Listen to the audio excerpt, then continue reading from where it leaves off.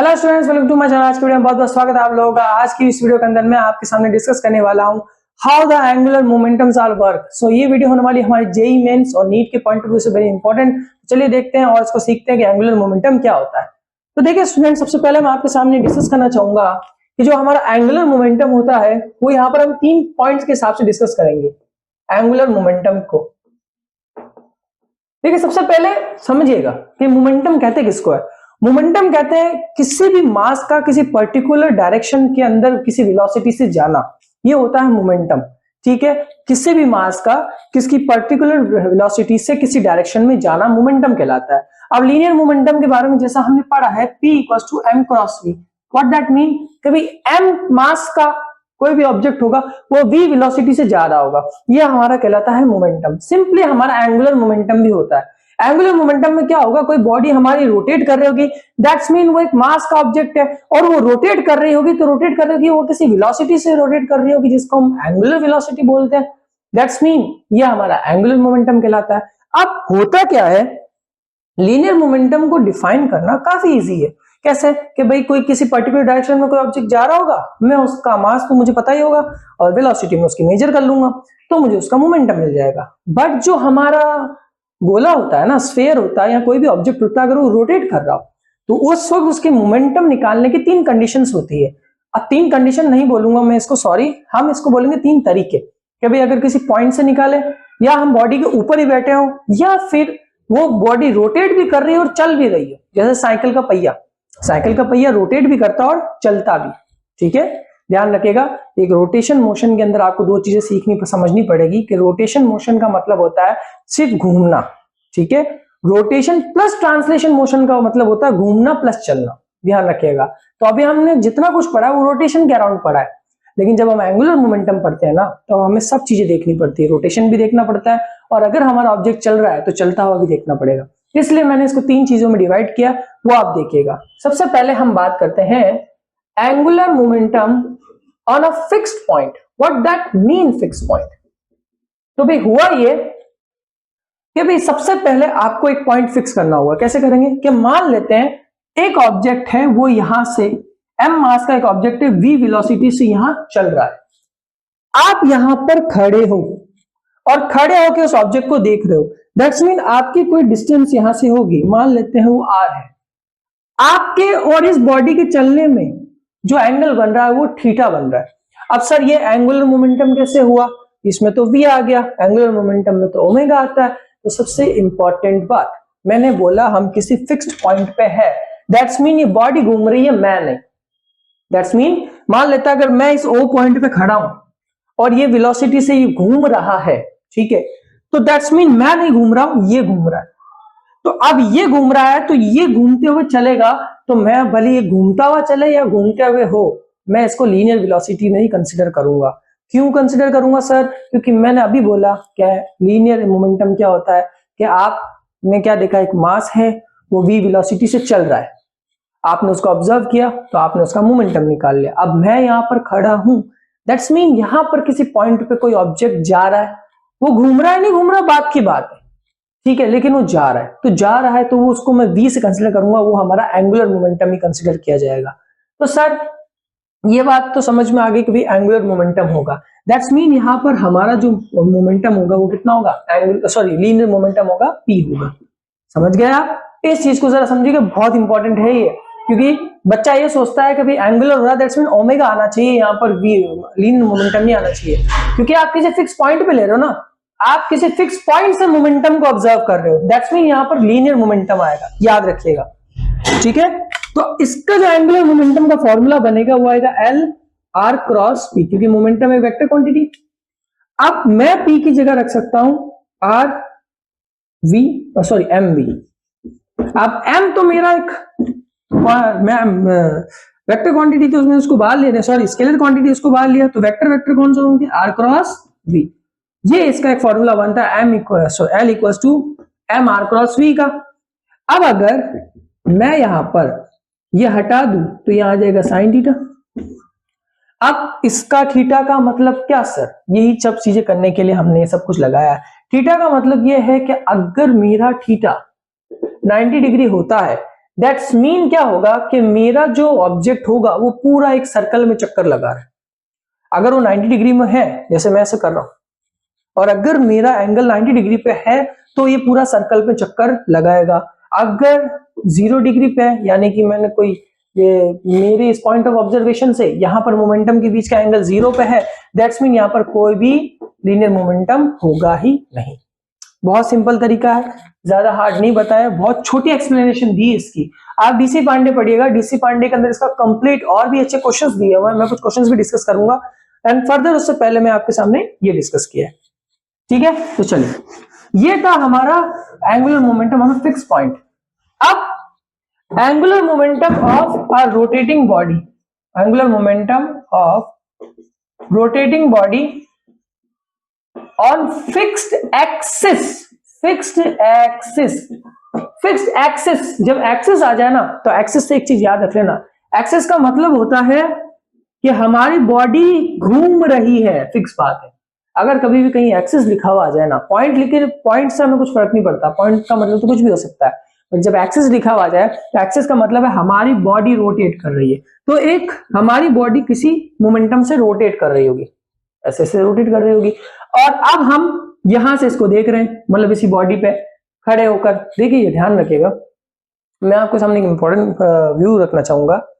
Physics के अंदर observation बहुत मैटर करती है। जब भी आप किसी क्वेश्चन को सॉल्व करें तो आप अपने आप को वहां रखकर देखें, आपको वो चीज कैसे दिखती है, तो क्वेश्चन आसानी से सॉल्व होता है। बच्चा क्या करता है, एग्जामिनर की नजर, जो कोई पेपर सेट करने वाला होता है ना, उसकी नजर से सब कुछ देख रहा होता है, उसकी नजर से मत देखो, आप अपने आप को वहां रखो और चेक करो कि भाई कहां से वो बन रहा है। ठीक है, चलिए, समझ आया आपको? तो अब मैंने देखा कि मेरी बॉडी ऐसे रोटेट कर रही है। अब हुआ ये कि मेरी इस बॉडी में बहुत सारे पार्टिकल्स हैं, M1, M2, M3, बहुत सारे हैं।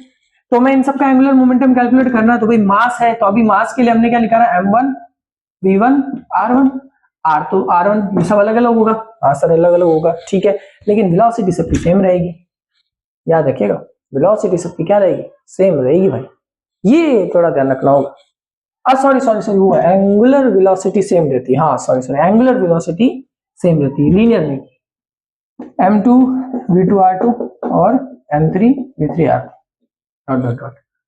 अब V1 की जगह मैं रख सकता हूँ R1 omega, angular velocity same रहती है, R2 ओमेगा, R3 ओमेगा, इसको रखा, इसमें से तो ओमेगा कॉमन आ जाएगा, तो बचा कितना, M1 R1 का स्क्वायर, M2 R2 का square, dot dot dot, then L equals to कितना आ जाएगा, I ओमेगा, ये तो I होता है।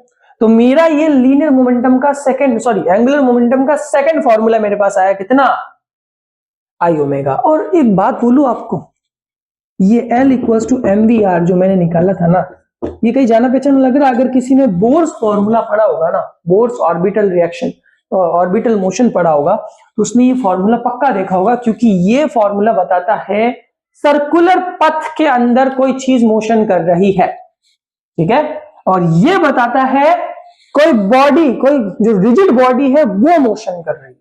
समझे दोनों, एक रिजिड बॉडी घूम रही है, वो तो इस फॉर्मूले से पता कर सकते हो उसका एंगुलर मोमेंटम, क्योंकि उसका एक मोमेंट ऑफ इनर्शिया होगा और एंगुलर फ्रीक्वेंसी होगी। और एक अगर कोई ऑब्जेक्ट, कोई बॉडी किसी सर्कुलर पथ में घूम रहा है, उसका मोमेंटम इससे निकाला जा सकता है। That the point, not the point, okay, note करना इस पॉइंट को, ओके, याद रखिएगा। तो चलिए, ये दो चीजें हो गई। अब सर अगर आपने तीसरी चीज क्या होगी, देखिए तीसरी चीज सिंपल है, मैंने बोला था अगर कभी भी रोटेशन मोशन और ट्रांसलेशन मोशन साथ में आ जाए, एक अलग टॉपिक है, इस पर पूरी वीडियो बनेगी, वो अलग बात है, लेकिन पहले समझिए कि अगर रोटेशन ट्रांसलेशन मोशन दोनों साथ आ जाए तो क्या करेंगे, कुछ नहीं करेंगे सर, इन सबको जोड़ देंगे। ये है हमारे रोटेशन का फॉर्मूला I ओमेगा, और ये हमारे ट्रांसलेशन का MVR, इन दोनों को साथ निकाल लेंगे। तो यही चीज है, हमें इसको यहां पर समझना था। बहुत आसान है, बहुत आसान है, बहुत आसान है, कुछ डाउट नहीं है, आराम से इसको कर सकते हो, ठीक है।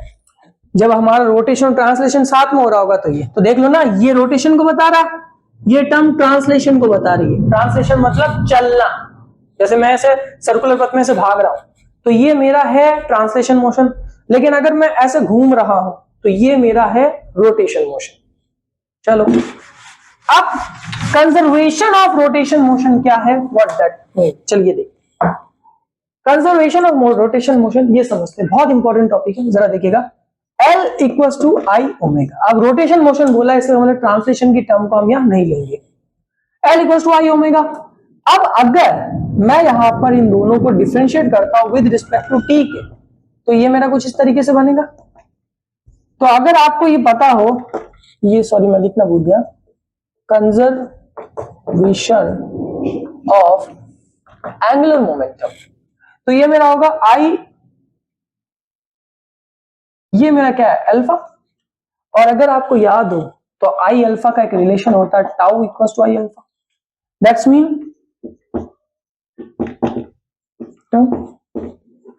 अगर मेरा टाउ जीरो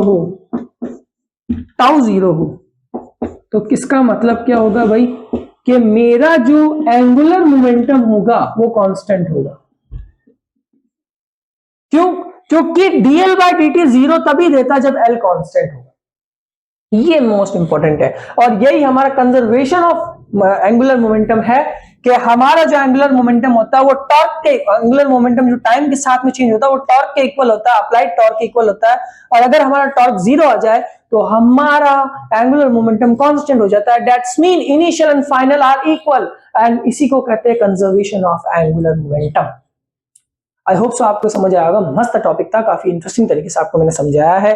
तो देखिएगा, अगर आपको अच्छा लगा हो प्लीज सब्सक्राइब करें, लाइक करें, शेयर करना ना भूलें। बहुत इजी तरीके से छोटे छोटे टॉपिक लेके आ रहा हूं, बहुत इजी तरीके से छोटे छोटे टॉपिक, एक ये पढ़ लो, एक ये पढ़ लो, एक ये पढ़ लो, आराम से हो जाएंगे। ठीक है, अब जैसा कि मैंने बोला था, ये हमारे आज की जो 4 टॉपिक्स है मैंने इसको कवर कर दिया है, बहुत इंपॉर्टेंट। और मैं ज्यादा डीप में नहीं जाता, मैं शॉर्ट तरीके से इसलिए बोलता हूं ताकि जितना जल्दी कवर होगा हम उतने ही ज्यादा क्वेश्चंस को टैकल कर पाएंगे। तो आज मैं आपके लिए सिर्फ एक क्वेश्चन लाया हूं, और ये एक क्वेश्चन हमारे सारे डाउट्स को क्लियर कर सकता है अकॉर्डिंग टू मी। मैं ये नहीं कह रहा, लेकिन मुझे ऐसा लगता है कि ये क्वेश्चन मेरे साइड, आपकी जो साइड डाउट होगा उसको क्लियर कर देगा। कि हुआ ये कि एक क्वेश्चन पढ़ लेता हूं। A particle of mass m is projected from O with a speed u at an angle theta with a positive x-axis, positive y-axis is vertically upward direction. Find the angular momentum particle at any time t above O before the particle strikes to the ground again. एक particle है साहब, उसको theta angle पे project कराया है साहब, ठीक है सर। अब आपसे पूछा इसका एंगुलर मोमेंटम निकालो, तो भाई इसका एंगुलर मोमेंटम निकालेंगे तो देखो पार्टिकल का मास तो होगा, मास होगा, इसका मतलब फिक्स बात है, चलो मास होगा। अब पार्टिकल प्रोजेक्ट किया है तो देखो किसी फिक्स पॉइंट पे बात हो रही है, किसी फिक्स्ड पॉइंट पे। दैट्स मीन यहां पर आर भी लगेगा सर, लग गया आर भी लग गया। अब क्या लगेगा, अब हमें वी भी चाहिए सर, वी भी चाहिए ना, वी वेलोसिटी से मूव कर रहा है। प्रोजेक्शन के क्वेश्चन में क्या होता है, किसी फिक्स पॉइंट से किसी ऑब्जेक्ट को फेंकना, मतलब अगर इस पॉइंट से मैं इस ऑब्जेक्ट को कहीं जाते हुए देख रहा हूं, कहीं जाते हुए देख रहा हूं, कहीं जाते हुए मैं इस पॉइंट पे मैंने बॉल को फेंका, अब मैं यहां खड़ा खड़ा बॉल को देख ही तो सकता हूं। That's mean I am observer right now and the ball is moving forward. So now look at the ball is going to the linear velocity, from the linear velocity. Okay, so अगर मैं इसको देखूं तो वो ऐसे जा रही है, लीनियर वेलोसिटी से वो आगे से मूव कर रही है। ठीक है, मेरी इंग्लिश काफी अच्छी नहीं है, जैसा भी चला लेना। अब इसको सर हम लिख सकते हैं, आपने कहा मास तो होता है सर, आर और वी चाहिए, बिल्कुल सर, आर और वी लिया, काम खत्म। अब क्योंकि यहां पर कोई एंगल बोला गया है थीटा, तो इसको मैं यहां पर सिंपली ऐसे लिख लेता हूं, आर क्रॉस वी में, आर क्रॉस वी में लिख लेता हूं, काम समझे। तो सर अब आर चाहिए और वी भी चाहिए, हाँ सर आर चाहिए और वी भी चाहिए, आर चाहिए और वी भी चाहिए। अब यहां आर एक्चुअल में है क्या, डिस्प्लेसमेंट, और वी क्या है, वेलोसिटी। निकाल लो, कैसे निकालेंगे सर, देखो प्रोजेक्टाइल मोशन के अंदर क्या होता है, वेलोसिटी के 2 कंपोनेंट बनते हैं, नीचे वाला u cos थीटा, ऊपर वाला u sin थीटा। हाँ सर मान लिया, चलो भाई खत्म। तो भाई अगर पहले आप डिस्प्लेसमेंट के पॉइंट ऑफ व्यू से देखते हैं, अब इन्होंने बोला कि एक्स वाई प्लेन के अंदर जा रहा है, दैट्स मीन हमें वेक्टर्स को कंसीडर करना पड़ेगा। तो सर आर में वेक्टर कैसा कंसीडर होगा, एक होगा एक्स में और एक होगा वाई में। एक्स के अंदर कितना डिस्प्लेसमेंट हो रहा है वो देख लेते हैं। तो x के अंदर हमारा हम इसका डिस्प्लेसमेंट निकालेंगे ut plus half at square से। अब क्योंकि यहाँ प्रोजेक्टाइल है तो gt आ जाएगा, अब g आया तो माइनस आ जाएगा, बात खत्म, क्योंकि g नेगेटिव होता है, नीचे की तरफ लगेगा ना, g नेगेटिव होगा। ओके, तो u cos थीटा और t ये तो आ गया, हाँ sir u cos theta t आ गया, रख दो थीटा और t, बाहर कितना है क्या, लेकिन ये टर्म गायब, क्योंकि x में तो कोई एक्सेलरेशन ही नहीं हो रहा, तो ये जीरो हो गया। x में कोई एक्सेलरेशन नहीं होता, ये चीज याद रखिएगा, ठीक है। x डायरेक्शन में कोई एक्सेलरेशन नहीं होता, y डायरेक्शन में होता है। प्रोजेक्टाइल मोशन अगर आपने नहीं पढ़ा तो मेरी प्रोजेक्टाइल मोशन की कंप्लीट सीरीज मैंने दे रखी, जिसमें मैंने बहुत सारे क्वेश्चंस डिस्कस किए थे और ट्रिक्स भी बताई थी, तो जाओ और उसको देखो, ठीक है। तो ये रख दिया सर, हाँ अब y कंपोनेंट पे आते हैं, तो y में देख लो सर, तो y में तो होता है u साइन थीटा t, हाँ सर 1 माइनस 2 gt स्क्वायर, ये बनेगा, रख दो उठा के ऐसे कैसे,